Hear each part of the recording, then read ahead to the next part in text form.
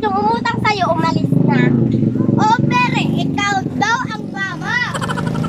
Oo nga, ako yung mama, pero hindi ako yung nag-utang. Oo, sabi niya, babayarin lang daw niya pag andyan na yung mami niya na malaking bukas na lang dahil wala pa dito yung asawa ko. Bukas na lang kasi magpapadala siya. Sige na, babay na. Makatulog na nga ako dito. Tomorrow. Tok-tok! Kuya, wala po lang tao. Nasaan siya? Nandun po sa balinggi. A few moments later. Check ka po. Tapos, kukunin ko na lang po kuya. Nasaan na yun? Hoy! Hoy, yung utang mo nakalimutan mo. Sabi mo, ngayon mo babayad ka. Kasi, magpapadala yung asawa mo.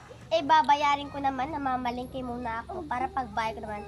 Bakit sumul ka pa dito sa palengke? Diba sa bahay na lang? Wala akong pake. Gusto ko ngayon. Wala kang pake sa aking buhay kasi akin. Boy, kinakausap kita. Anong ginagawa ko dito? Diba namamalengke? Oo. Bastos ng mga tao. Usapan kita. Ikaw, wag. I love you to. Gusto mo ba nito? At gusto mo din nito? Ha? Sige na. Gusto mo ba nito? Diba, pakain ko to lahat sa'yo.